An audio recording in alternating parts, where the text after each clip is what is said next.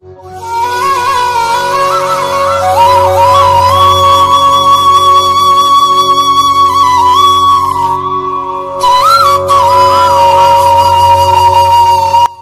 श्री राधा रमन जी की। स्वागत है आपका अपने YouTube channel Radha Raman VNS में। अध्याय 18 में आपने जाना भगवान विष्णु वृंदा की भस्म पर बैठकर उनके भस्म को बार बार अपने मस्तक पर धारण करते हैं। यह सब देख देवतागण एकत्रित होकर भगवान शंकर के समक्ष जाकर सारा वृतांत कह सुनाते हैं। तब भगवान शंकर देवतागणों को मूल प्रकृति की आराधना करने तथा स्तुति करने के विषय में बताते हैं तथा माता पार्वती, माँ लक्ष्मी तथा माता सरस्वती द्वारा दिए गए अभिमंत्रित बीजों को देवतागण भगवान विष्णु जहाँ बैठे थे वहाँ जाकर छिटक देते हैं, जिससे 3 वृक्ष तुलसी, आंवला तथा मालती उत्पन्न हुए। इसके अतिरिक्त तुलसी और आंवला के महिमा के विषय में वर्णन सुना। आइए आगे की चर्चा कार्तिक मास महत्तम अध्याय 19 और 20 के वर्णन में सुनते हैं। ओम नमो भगवते वासुदेवाय। राजा पृथु ने नारद से पूछा, आपने तुलसी के विचित्र इतिहास के साथ उनका जो पुण्यप्रद महात्म्य कहा उसे मैंने ध्यान से सुना। अब कार्तिक व्रत का फल तथा महात्म्य मुझे समझाकर कहिए, और इस शुभ व्रत को किसने किया यह भी कहिए। इस पर नारद जी ने कहा, पहले साहस पर्वत के निकट करवीरपुर में धर्मज्ञ धर्मदत्त नामक विख्यात ब्राह्मण रहता था। वह विष्णु भगवान के व्रतों में तथा भली भांति उनकी पूजा में तत्पर रहता था और ओम नमो भगवते वासुदेवाय मंत्र के जाप तथा अतिथि सत्कार में तल्लीन रहता था। एक समय वह ब्राह्मण कार्तिक मास में विष्णु भगवान के जागरण निमित्त एक पहर रात शेष रहने पर विष्णु भगवान के मंदिर में गया। वह विष्णु की पूजा सामग्री लेकर पूजा करने के लिए जा रहा था कि उसी समय उसने एक बड़ी भयंकर राक्षसी को देखा, जो बड़े बड़े दांतों वाली, जीभ लपलपाती हुई, भीतर घुसे हुए लाल लाल नेत्रों वाली, नंगी मांस रहित शरीर वाली, बड़े बड़े होठ, मुंह से घर घर की शब्द करने वाली उस भयंकर राक्षसी को देखकर भय से उसके सब शरीर के अंग कांपने लगे। उस ब्राह्मण ने डरते डरते पूजा सामग्री और जल से उस राक्षसी को मारा। क्योंकि तुलसी दल सहित जल से विष्णु भगवान के नाम का स्मरण करते हुए उसने उसको मारा था, उसी कारण उस राक्षसी के जन्म जन्मांतर के सभी पाप नष्ट हो गए। अनंतर वह पूर्व जन्मों के कर्मों के फल को उसके कारण प्राप्त कर राक्षस योनि को का स्मरण करके ब्राह्मण को दंडवत प्रणाम करके बोले। कलहा नाम की राक्षसी ने कहा, हे विप्र, पूर्व जन्म के कर्मों के फल से मैं इस अवस्था को प्राप्त हुई हूँ। अब मैं इस पवित्र दशा को कैसे प्राप्त हो गई हूँ। इस पर नारद जी बोले।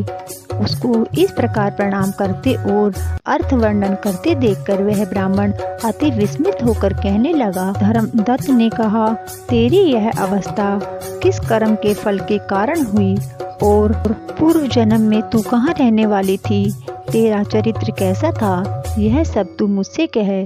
कलहा ने कहा, हे ब्राह्मण, सौराष्ट्र में भिक्षुक नामक एक ब्राह्मण रहता था। निष्ठुर स्वभाव वाली कलह नाम की मैं उसकी भार्या थी।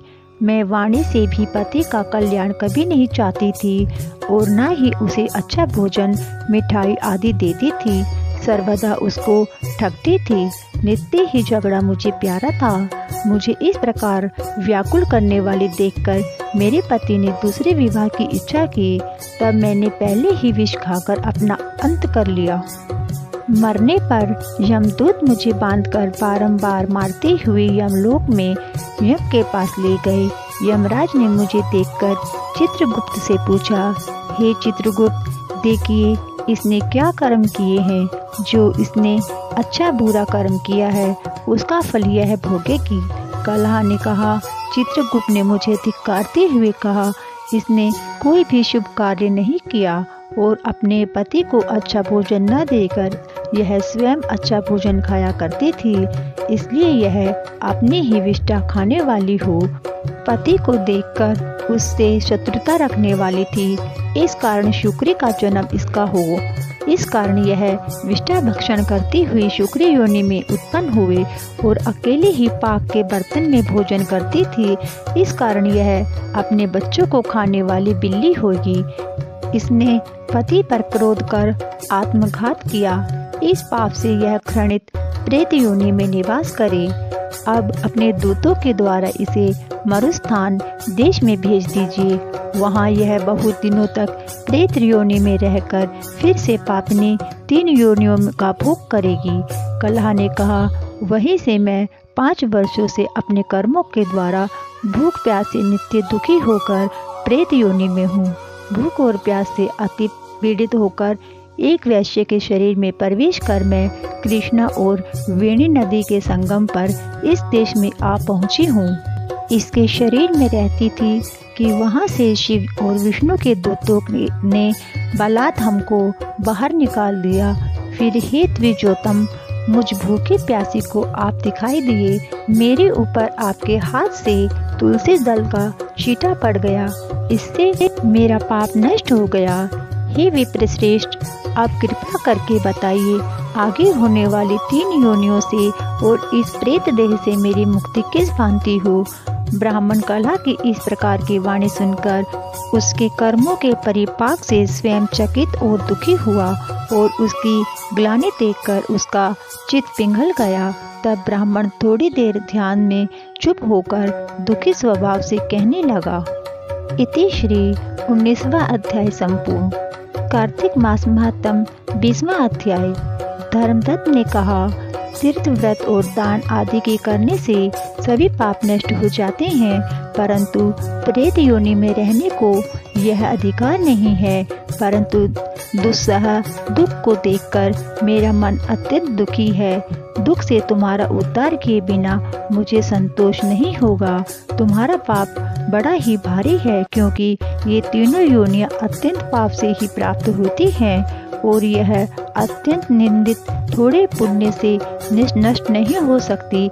इस कारण मैं वरदान देता हूँ कि आज तक मैंने जो भी कार्तिक का व्रत किया है उसका आधा पुण्य से तुम्हारी शुभ गति हो, क्योंकि यज्ञ दान तीर्थ ये सब निश्चय ही कार्तिक के व्रत के पुण्य के समान नहीं है।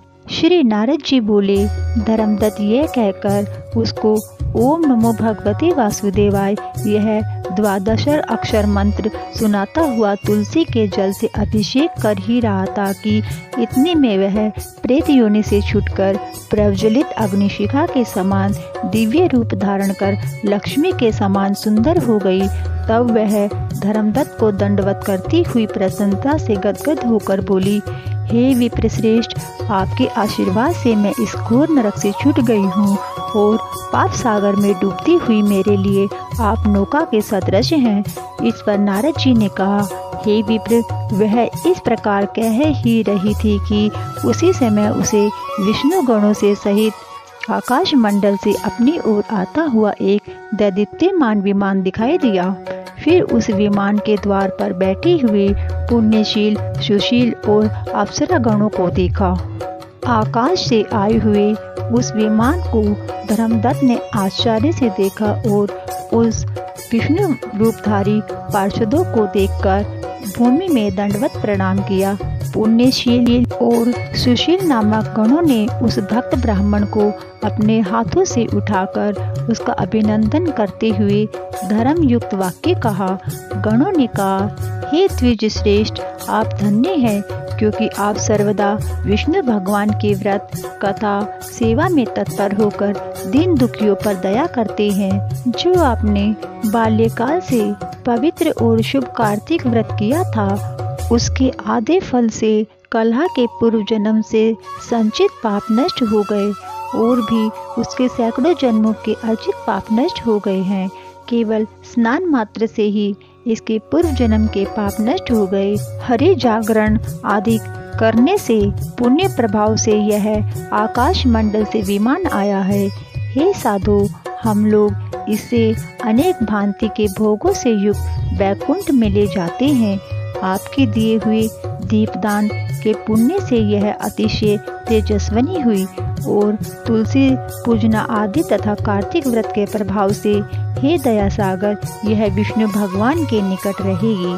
तुम भी इस जन्म के अनंतर दोनों स्त्रियों के साथ वैकुंठ लोक में विष्णु भगवान के समीप साजुए मुक्ति प्राप्त करोगे। हे धर्मदत्त, वे जन धन्य तथा कृतज्ञ हैं, उन्हीं का जन्म फलीभूत है जिन प्राणियों ने तुम्हारे सदृश विष्णु भगवान की आराधना भक्ति पूर्वक की है, क्योंकि विधिवत आधारित विष्णु भगवान प्राणियों को क्या नहीं देते, वह सब कुछ देते हैं। जिन्होंने प्राचीन काल में उत्तानपाद के बेटे को ध्रुव स्थान में पहुंचाया, जिनके स्मरण मात्र से प्राणियों की सद्गति होती है।